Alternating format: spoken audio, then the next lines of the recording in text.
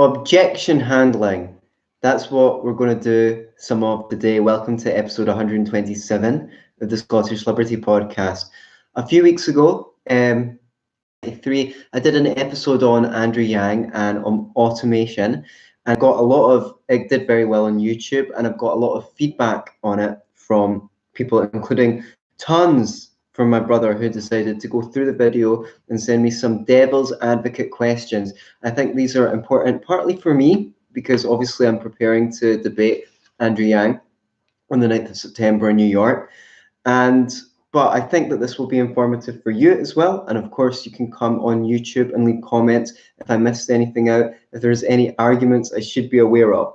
So let's look at, I got a ton of comments, critical comments, and I'm going to look at those too. So one of the claims that we hear again and again, and it's nicely put forth by my brother here, the threat being faced from automation in the present day is nothing like the threats we've faced in the past. This is because technology is on the brink of being able to replace almost every job that exists. AI is writing letters for lawyers, might be soon able to be teaching educational classes. By the way, AI writing letters for lawyers, great, fantastic. I've heard of lawyers getting paid $100, $200, $300, $400, $500 for a letter. How is that going to lower people's standards of living? Apart from maybe some of the lawyers, you can only see that actually making access to justice, if we can call it that, cheaper. Okay. Medical operations are being performed by robots. Okay, again, this goes on. It's like, okay, great, because as I've just shown in my last 3 podcasts, the price of healthcare in the USA is through the roof. Wouldn't it be great if you could get access to cheaper healthcare because robots were performing those things? Practically everything is being automated, and in the near future, automation will replace jobs on an exponential scale and speed never seen before. The brakes must be put on because it will be literally impossible for the human job marketplace to keep up. Very nicely put. So let's have a dig in. I also want to bring your attention to that turn of phrase, the brakes have to be put on. So, well, you can't prove a negative. You can't prove that God doesn't exist, and you can't prove that the speed of automation isn't going to be unprecedented. So there's 2 elements to this, right? One is, let's have a little bit of a look at that claim and see whether there's any reason to believe it. And then secondly, what if it is true? We're going to bite the bullet and assume that it is true, that automation is going to happen at an unprecedented rate, okay? But let's look at history, right? The cotton gin was a machine. Thank you, Gene Epstein, for giving me these examples, that quickly and easily separates cotton fibers from their seeds. People needed to do this by hand. It took ages, right? The steam shovel, all ATM machines. There used to be people, rows and rows of people in banks. Their job was titled calculator. They were calculators. All of these went out. Vending machines. You used to have someone in an elevator. There actually isn't any evidence that robotics is replacing human labor any faster than before so far. But the past, of course, doesn't equal the future. If you think this is going to happen, you probably obviously thought it was going to happen during the Industrial Revolution. When the synthesizer was invented, musicians unionized and tried to get the government to ban them because they were afraid that orchestras would be replaced by synths. Okay. In the 1950s, the influential mathematician Norbert Wiener saw even worse unemployment, but for different reasons, because the MIT professor had achieved the concept of cybernetics, the science of control and communication in the animal machine. Okay, so he thought it was perfectly clear that in the 50s, 60s, 70s, the labor would be completely replaced. So these claims have been made before, again and again and again. Now AI is the new one. Okay, well, so far, AI machines, the bit work, say, with chess masters to beat chess. But you can The AI might be able to beat a chess master sometimes, but actually having a human working with an AI surpasses that. So I think this combination of human and AI is something that is going to be obviously happening more and more and more. We can debate whether the human is just a biological machine, or if there's something that animates matter, which allows a human being to think out the box in a way that an AI never will. I am personally of that opinion. That doesn't mean I necessarily um, believe or I'm sure that humans have souls or anything like that.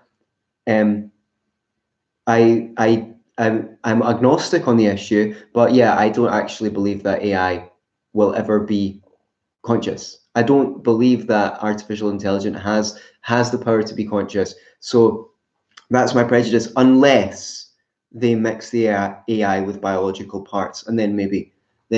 But that's just my bias. No one has to believe that because I think it. The point is, there's no compelling evidence yet. It's just people tend to believe that. And they have tended to believe that for 250 years. But let's assume that it is true. Let's assume that the new wave of automation is the final wave of automation. Well, I mean, that's just like moving towards Rothbard's fully automated society, when as soon as you think of a cola, it appears in front of you. So in a system where everything's fully automated, there's no need for jobs. I mean, probably more cafes will have bands in them just because everything's so cheap, so they can afford to hire a band to put live music on. They might as well, because everything's so hyper abundant. So I'm really not getting how, even if it is the final wave of automation, how this is bad for normal people, as Andrew Yang puts it. Basically, putting right. So just imagine you had a genie and you had an unlimited number of wishes. So there's no scarcity for wishes, right? If you have 3 wishes, you need to really think hard about what you're going to wish for. But if there's an infinite number of wishes, there's no scarcity. So the machines are just churning out this stuff. There's so much of it. The people who own the machines don't know what to do with it. So what are they going to do with it? They're going to give it away, and they're going to give away the machines. Jonathan, my brother, had an objection to that as well, but we're going to have to handle it. That objection. Well, why would they give it away? Right. When you say you want to put the brakes on this, that means putting a brake on the plummeting costs of living. Flat screen TV might have set you back $1,000. Now you can get it for $87. That means you have to work less. If you think about the hours you have to work to buy goods, less and less and less. So we might be headed to a 4-day week and then a 3-day week, but see, until we get these classroom sizes down, see, until all the kids in school are getting one-to-one attention when necessary. I'm really skeptical about this running out of jobs thing. Until we don't have hospital waiting lists, until there's no old people alone in their houses, I'm really, really skeptical. But now, if that starts happening, okay, we're going to get an Android carer in to take care of Granny. Well, good, because then Granny's going to be taken care of. Personally, I don't think that's going to do the job. I think the androids are going to be making all the goods and services. I think they're going to be doing the factory work. I think it's the services with a human touch that people will need to do. Right. One of the things I said in the last video on Andrew Yang, it was an aside. It was a very long aside, but it was an aside, which is, I don't like when people say things like the market. We should put people before the market, or the market should be used to serve people, because I said that people and the market are one and the same. Okay. And because you can't differentiate the market from individuals. And the great thing about the market is it reveals people's desires. So what I said is, if you could have anything, if I said, what do you want? And you can have anything, you'd say everything, probably everything you wanted. But it's when you've got limited resources, you have to choose between your preferences, and that reveals people's preferences because they have to prioritize what they buy, and that stops wastefulness. Okay, I said it shorter this time, thank God. So he wants to say big corporations, they commission bioscientific tests to get preferable conclusions and spend millions on advertising to hypnotize people into buying things they don't want, making people addicts in many cases. So it's not only governments who can make people do things they don't want to do. The people running these big corporations are not like normal people. They don't care about normal people. Corporations and the marketplace can therefore be separated from individuals. Right. When I say it's only the government who can make people do things, I mean at gunpoint. Of course, a robber can make you do something at gunpoint as well. A gangster can come around and force you to pay them for protection. And as far as I'm concerned, the government is just the most successful mafia. Half of it is threat of force. Half of it is bribing people to support government by giving them cushy public sector jobs, or keeping them on benefits so that they're fearful of starvation without the government's help. That's all it is. They've managed to trick people into thinking that they're there for their benefits. Right. Okay. Yeah. The corporations can spend millions on advertising, and lots of corporations spend millions of advertising and they go completely bankrupt. What they spend more money on than advertising is market research. If they could just hypnotize people to buy stuff, then why would they spend so much money doing taste tests, trying to find out what words to use that to appeal, trying to split test their products to find out what people are actually willing to buy, to find out what the right price point for a product would be. Now, I'm not saying that advertising doesn't make a difference. I'm just saying you have to put these things in context. It's not exactly, what is the alternative? That's the thing. The alternative is you have the government say, they're not really your preferences. Feminists like to say this about women's choices. They say, oh, they don't really want to do that. They're just conditioned from society to do that. So what do you want? Do you want to ban them from making their own decisions? Do you want to ban people from buying the products you want? Like, what is the alternative?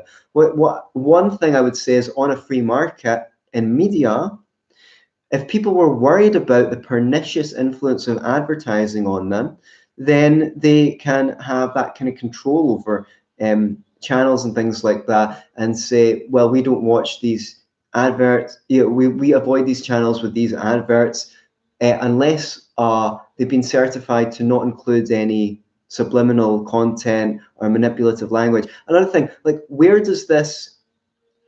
Let's compare. The government has people in schools for 11 to 13 years to indoctrinate them to hate the free market, to hate capitalism. They indoctrinate them in a version of history where everything was horrible until the benign government came along and gave us these ridiculous schools where you don't learn anything that will help you get ahead of life in life, except for maybe reading, writing, and arithmetic. And you actually waste 13 years in which you could be becoming skilled and productive, right? How about let's start with that in terms of mind programming? Now, advertising has a valid function, which is to let people know that products exist. I think they did do an experiment where McDonald's stopped advertising in France or Paris or something like that for a while, and yeah, sales of Big Macs went down. But we have no evidence that those people didn't just go to Burger King or KFC and eat something else unhealthy, which is what I think they did.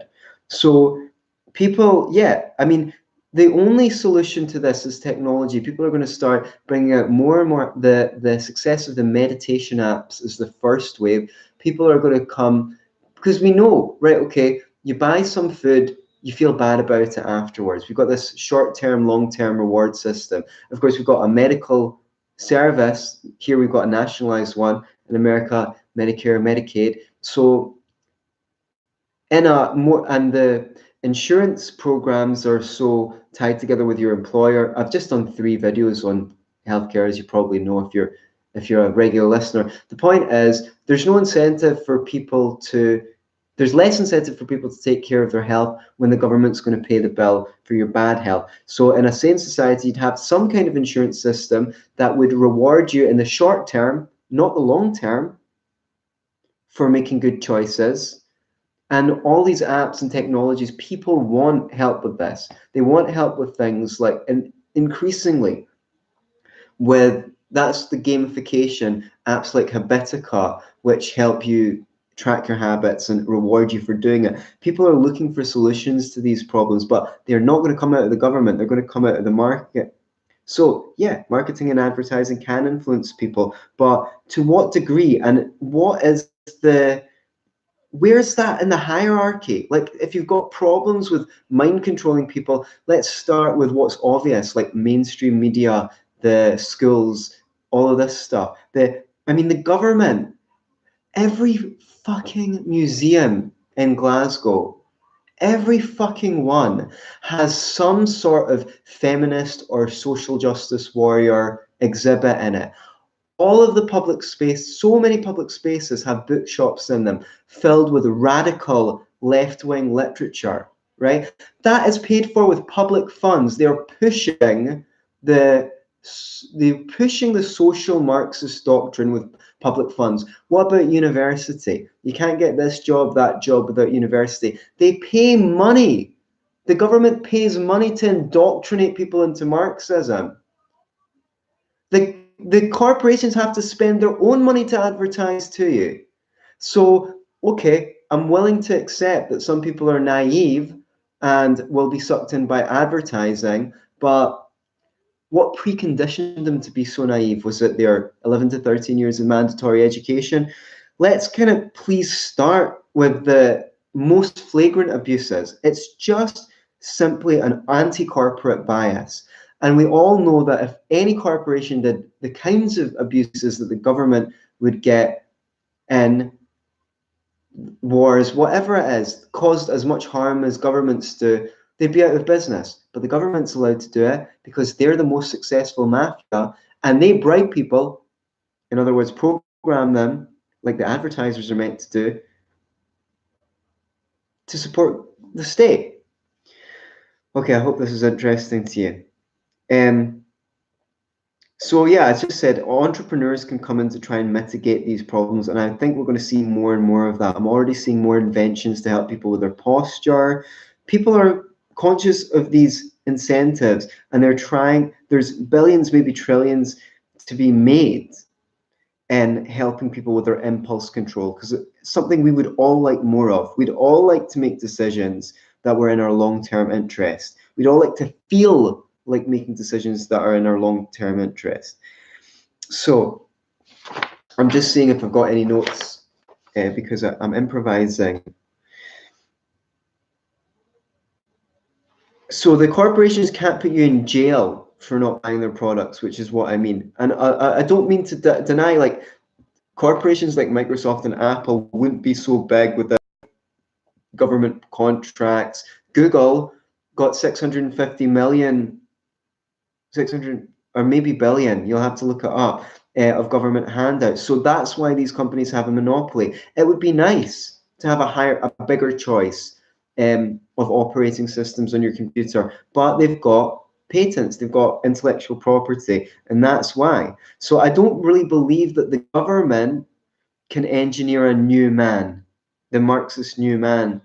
I think, well, they kind of have engineered slavish. I feel like the main sociological impact of education is most people become scared to try things because we're always getting red marks and everything, and subservient to authority. And a small percentage of people, it preconditions them to want to act out and become the authority. So why, why are they spending so much money on market research if they can just hypnotize you to buy it? Why do so many top companies start in the Fortune 500 and fall down a few years later if they could just hypnotize people to buy their stuff?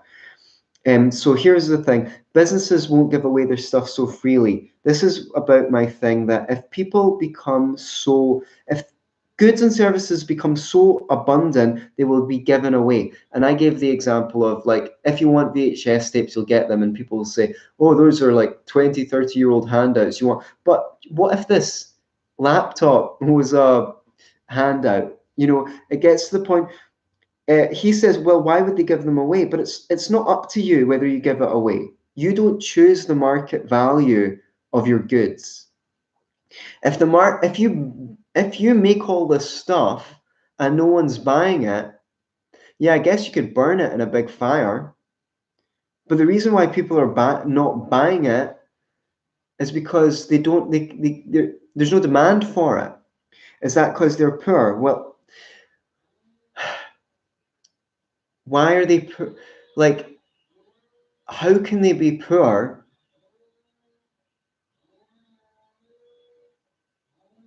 if there's so much stuff? When I say buying a garment used to be a once in a lifetime event, and now the charity shops can't even sell garments, they've got too many clothes.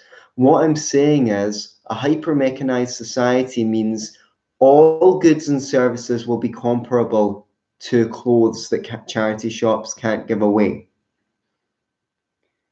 That's why I don't understand why I've failed to address some of these objections in the video I've already made. I thought I'd already addressed this point, but I maybe wasn't clear enough. Now, here's another one. I mentioned the minimum wage as an impediment to people getting jobs. So is payroll taxes, so are labor laws, so are mandatory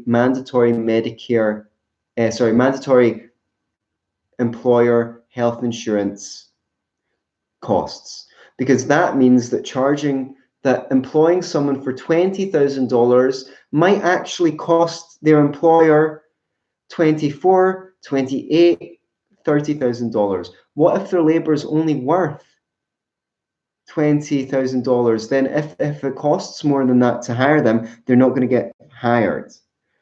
So he says a minimum wage must be required because the vast majority of people are already living to the limit of their means. If thousands lose their job and have to go retrain or go on benefits, a huge percentage of them and their families will lose the home they are mortgaging or renting. Well, look, if everyone's losing their home, then the bank has to auction off those homes, and the homes are sold at a knockdown rate for nothing because the bank can't sell them for what they were worth before, right? So they're going to come to you and say, actually, we need to reduce the amount of money you owe us on your mortgage because we don't want like everyone defaulting and then we'll get nothing. We'd rather get what you can afford than get nothing. Okay, so that's just people start moving in 4-ton apartment when they had 2-ton apartment. They changed their living room into a spare room, and the demand for housing would go through the floor, and therefore the price of accommodation would go through the floor as well. Yeah, it might be a unpleasant transition, but in the long term, it'll be in everyone's benefit because people are paying far too much for accommodation now, given that the price of everything else has come down so low. Here, I believe since about 1981, according to the Halifax Index, the houses have gone up by 7 to 8 times. We're paying 7 to 8 times. Why is it that technology comes down in price, but we're paying 7 to 8 times as much for housing? I wonder if the government can be involved. I wonder if the banks are printing too much money.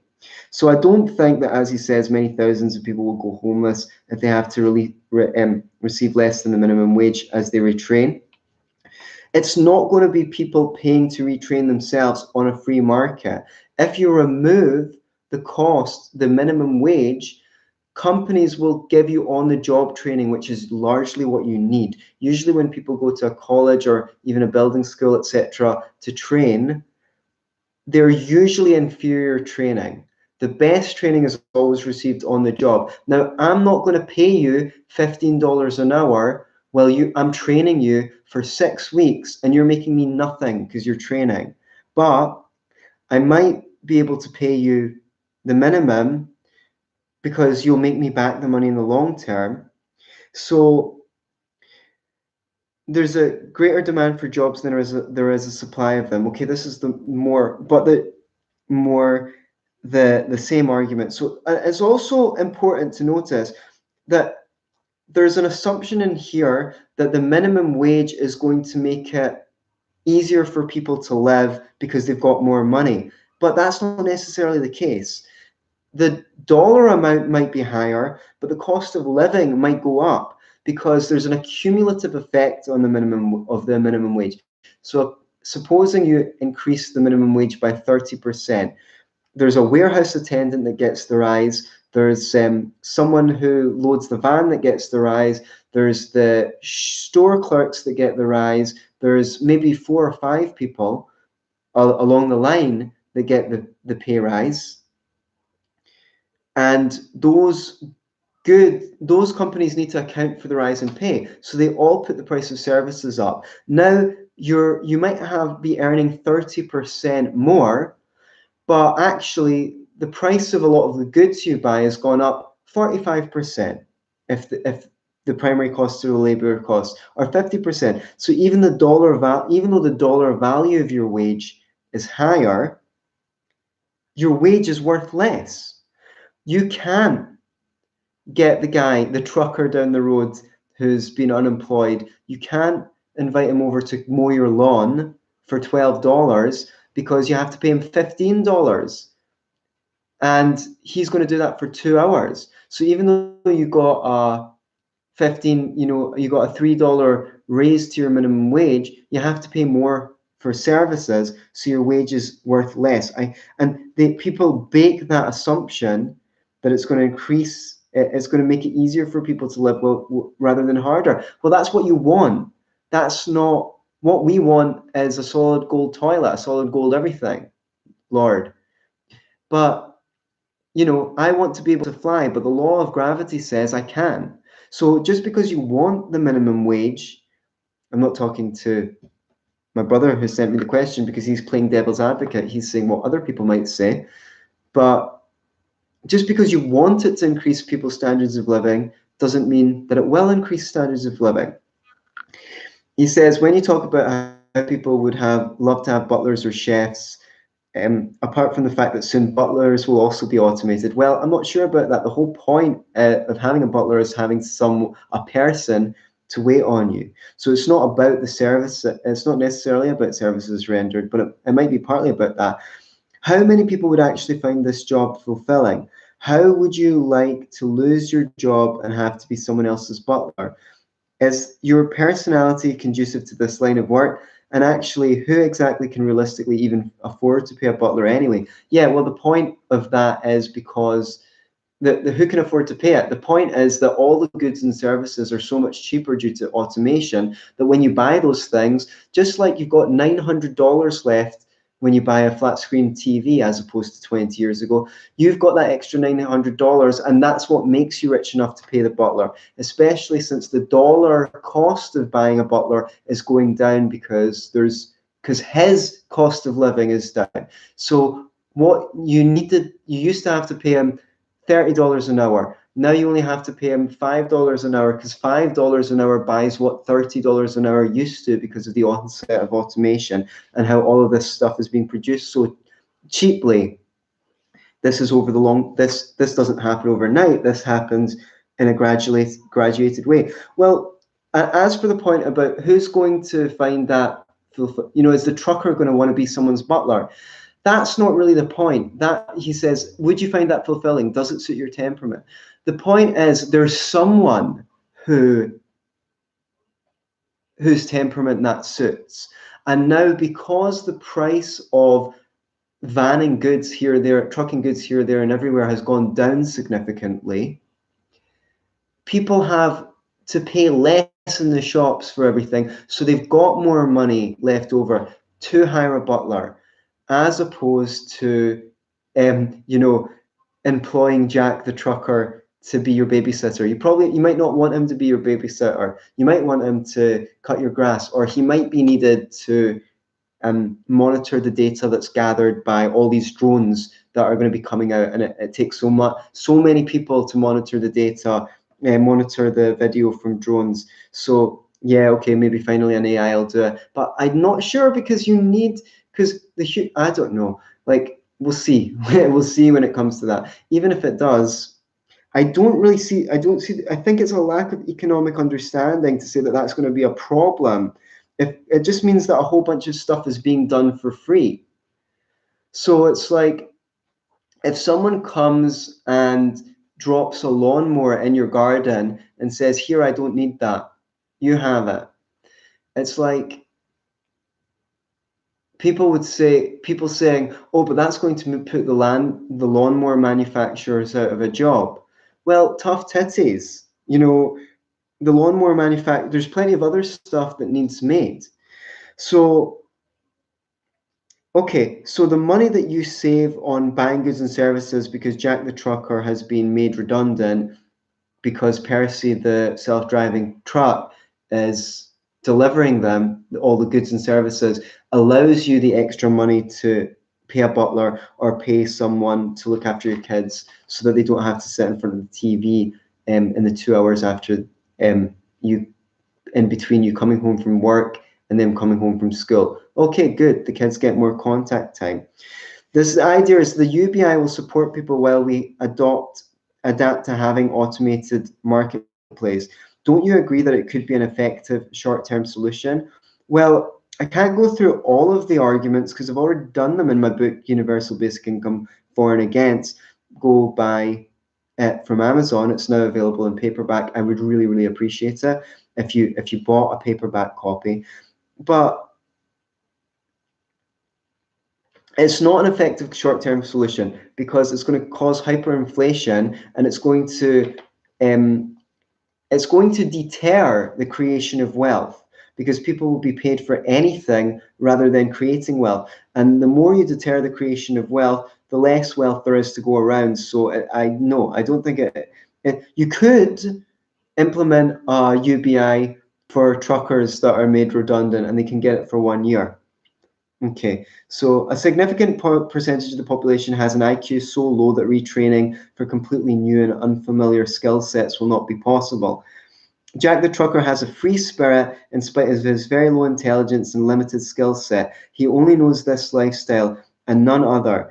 He wouldn't be able to work as a mechanic for those reasons. He can't get a job in Walmart because all the checkouts have been automated anyway. What other job could he get that wouldn't make him feel depressed or useless? Well, there's two questions there.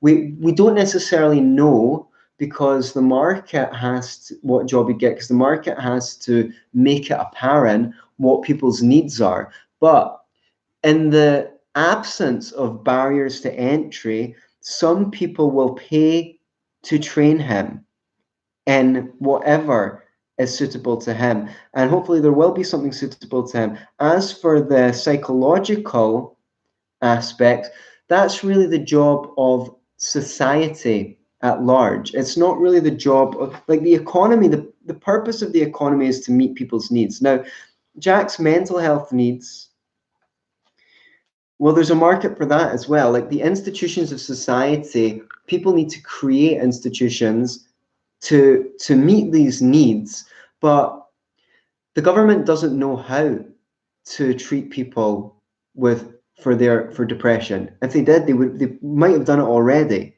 but no one does. The field of psychology has been put back by 7 decades by the welfare state, because in a society where the need for people to be able to overcome their hang-ups and gain the ability to, it would become apparent without the welfare state. But it's not apparent, because what we just do is we pay people to stay poor, and they don't have to confront their procrastination or whatever it is, or their fear of new things, or their whatever. So what we really need is institutions that are absolutely expert at helping people with those things, but we've removed the demand for them by placating people, by paying them to be poor. And it's a tragedy because who knows what we would have achieved, because I'm sort of a liberal, a classic liberal in that sense, rather than a conservative, in that I do not believe that we've seen humanity at its potential. And the kind of conservative view is humans are just about like this. But, I know from my own job the effects of our upbringing on people's psyche, and how wounded people are. And I see woundedness everywhere. So I know that we could go so much further. See, when we get to that point where people are everyone's parented really well and things like that, and if the world's still fucked up mess, then you can come and tell me about how nature is just human yada. I don't think humans are infinitely malleable, but I don't think we ain't seen nothing yet, baby, as the song goes. So I'm not sure that it would even be good to give a UBI to the people who are changing jobs, so they adapt to new skills, because all that will happen is these weird colleges will turn up promising them the world, and take their money while they try and retrain, and they won't be able to get a job necessarily. The government's tried make work programs before. I can't remember what the figure was, but the Obama administration tried this, and I think they spent either $100,000 per person, or or $250,000 per. It was a ridiculous sum, and a ton of them didn't even get jobs afterwards. So it's the market its employers know what they need their staff to do to make money. So that's why the government needs to get out of the way in terms of allowing people to be employed and get training on the job, because you can't centrally plan it. So he says, you talk about millions of potential jobs needing for cleaning up the environment, for example. Who's going to pay for these jobs? Who's going to pay for the carers for all the old people languishing with nothing to do and cannot afford it themselves? The government?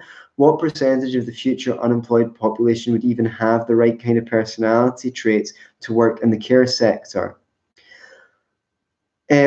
Well, I don't know if everyone does, they don't need to, but at the end of the day, art is what you do for yourself. Work is what you do for others. So is it a worse job going to be a carer for an old person, even though it's not your nature, than it is going down a coal mine 200 years ago and having your life significantly shortened by your job? You just might need to do something that you don't love for a few hours a day in order to get what little money you need to pay for goods and services, which will be extraordinarily cheap due to automation and AI, because the companies are going to be competing for what little dollars you have. So the price is going to go through the floor. The real fortunes are made by selling things to the masses, not to a few people.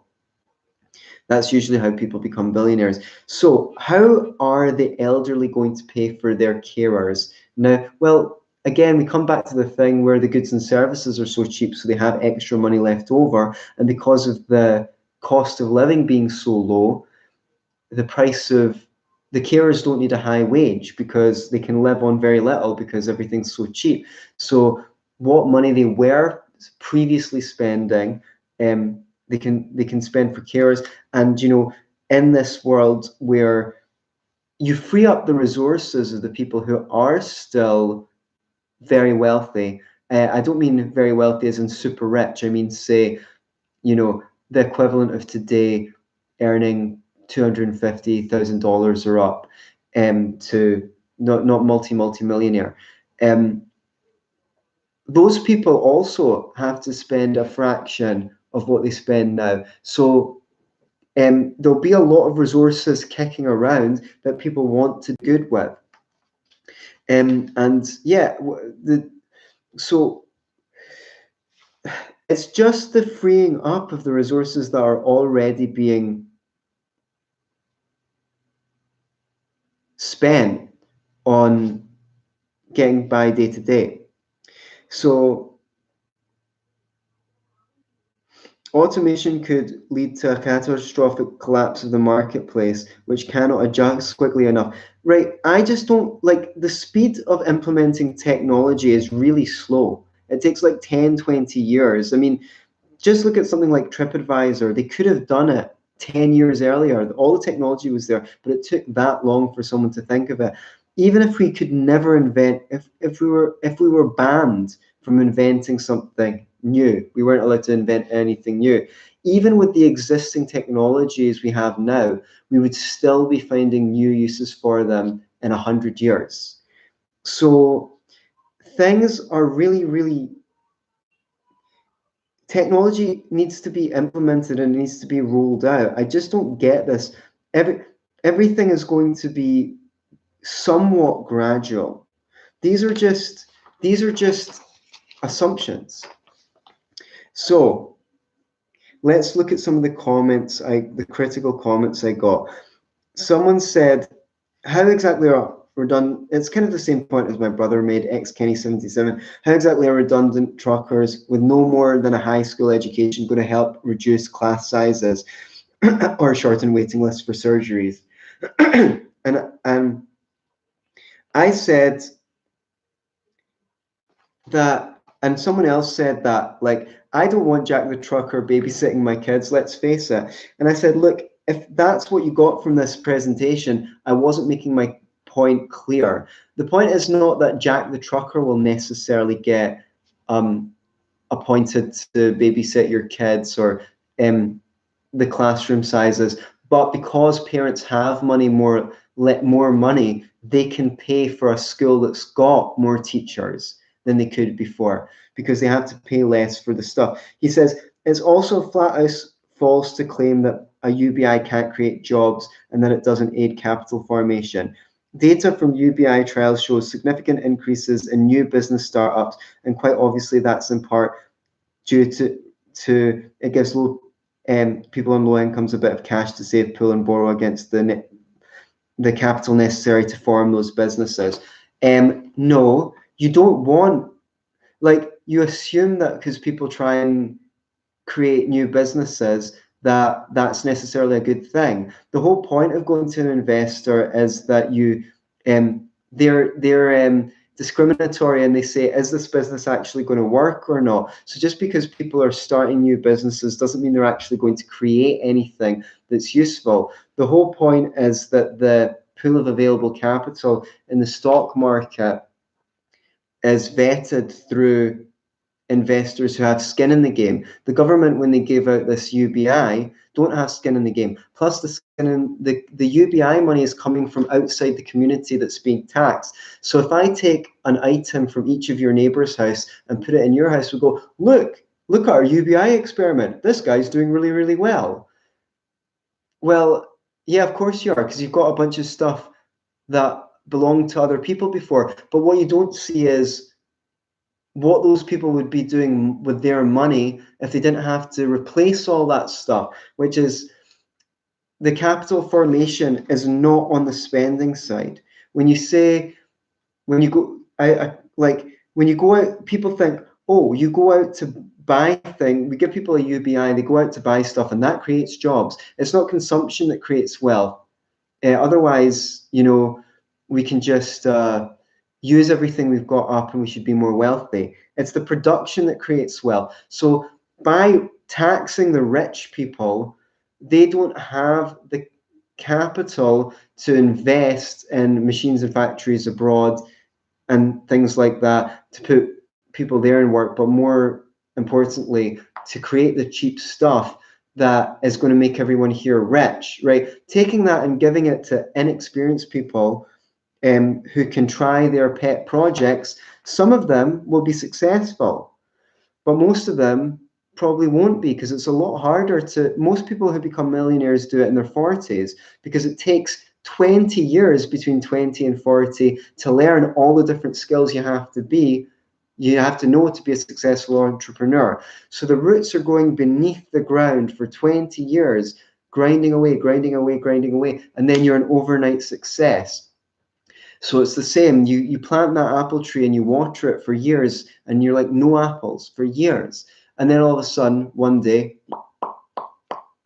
apples. People start a bakery because people go, oh, you're so good at making cakes, you should have your own bakery. And then they find they have to spend so much time filling out forms, and they have to comply with labor laws and things like that. And they realize that actually what they were happy doing is making cakes, not running a business. So no, I don't actually believe that.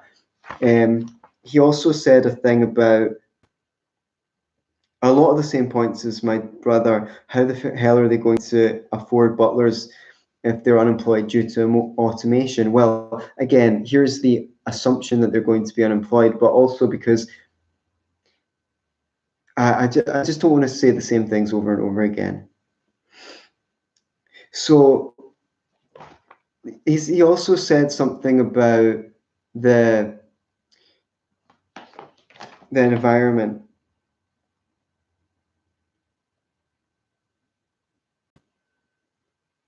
He said, capitalism externalities, damage done by deforestation. I don't want to hit the same points that I've hit, but basically you can, in my presentation called Only Capitalism Can Save the Environment, Socialism Will Destroy the Earth, I just posted him about a bunch of stats showing while national forests are being depleted through special interest subsidies, trees on private property are flourishing. In the United States, 85% of new tree plantings are made on private lands. In Western Europe, private plantings increased forest cover by 30% between 1971 and 1990. And I've got a ton of these figures. You can go back to the last video and look at the comments if you want. It's on private lands that things are taken care of, because renters, because there's problems with the commons. People who can only borrow the land just take as much as they can from the land, whereas people own the land, either want to increase the value of their land so they can resell it, or farm it sustainably so they can make a profit indefinitely. Or if laws are applied judiciously, then they're going to want to avoid being sued from their use of the land. Say you own a river, your use of the river, your pollution of the river damaging other people, and you getting taken for a class action lawsuit. So that's something that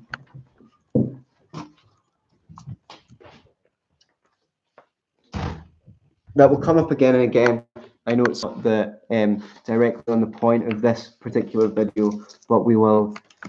I guess it's called 100 Economic Misconceptions. Excuse me, I'm just plugging the computer in. Second time I've made this error.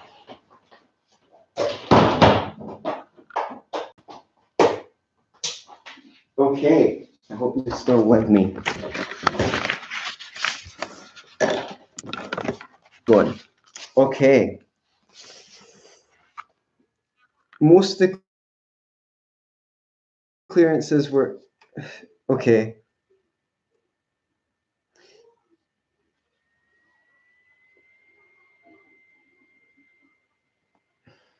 So the truckers will find jobs depending on what people who are saving money because everything's cheaper are spending it on.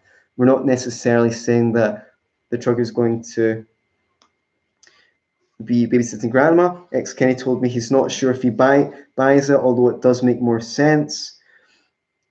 Mass automation will replace low-skilled jobs. So this is the skill inflation. I just don't know how we get the point across that the wealth creation is done on the supply side. There's a pull from the supply side to, well, sorry, no, there's a pull from the demand side, but people are still stuck in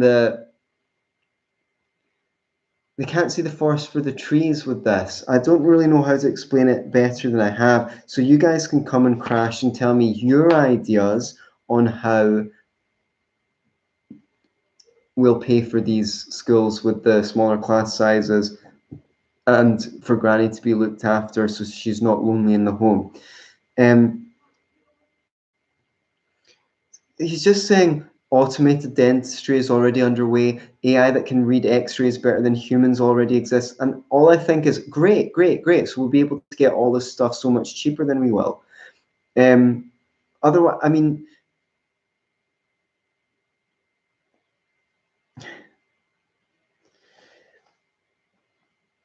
so he mentions that in Scotland, we only have a tiny fraction of the woodlands that remained after centuries of unrestricted self-interest from inhabitants and new invaders. And he goes to the charity treesforlife.org that is replanting the Caledonian forest, which, by the way, I've volunteered with twice. Highly recommended. I learned a lot. So I guess also we're not actually, I saw an article about this, that we're not actually, it's been believed that this forest covered 99% of Scotland or whatever it is, but actually that's now seen as a controversial claim. We're not actually sure if that was true. So someone says there are tons of poor people in Michigan, Detroit. There are very little jobs. So how basically he's saying, how does my reasoning that if there's lots of poor people, that means there's lots of work and making those poor people rich? Well, labor laws, payroll taxes, Medicare, mandatory insurance contributions, minimum wage. Yeah, I'm sure that lots of businesses would be able to swoop into Michigan, Detroit, if they could pay knockdown wages, but they're not allowed to. So it's the same thing. It's the same points.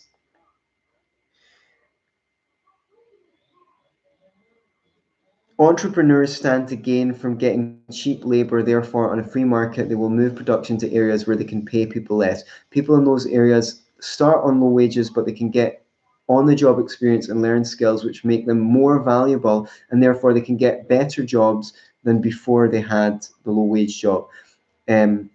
So, and you see this everywhere. Experienced staff wanted. I wonder why. Is it because it costs the same amount to hire experienced staff as it costs to hire new staff? Probably. So, yeah, Heather Chapman, just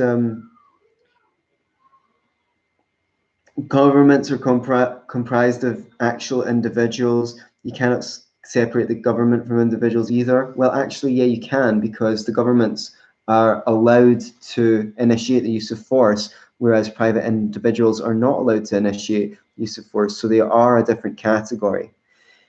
She agrees that they're infantilizing society. She says a simple cash transfer might be the simplest. No, because what you're doing is you're basically making people dependent on the government permanently. And if they decide that you're a political dissident, they'll remove your cash transfer. And because you're not used to having to provide for yourself, you might not be able to. So you're basically at the mercy of the government. She says there are human and societal needs that cannot be supplied by paid professionals. And an individual requires more from a job than just money. Well, do you know what? We may work a job because it provides meaning. This is a 20th century phenomenon, right? Through most of history, no one thought of working a job because it provided meaning. So it's just you're getting paid to do something for someone else. It's not about you. It's about doing something to serve someone else. So having a job that meets that you find intellectually stimulating, that's a privilege. It's a privilege that hardly anyone has had throughout the whole of history. So it's like,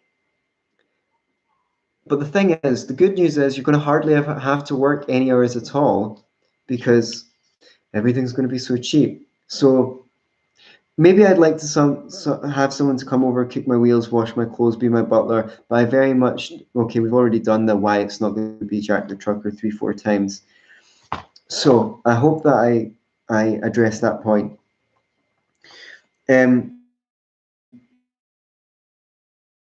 What the hell are you smoking? You're talking about bartering, poor people being exploited by the rich because they are desperate as a good thing.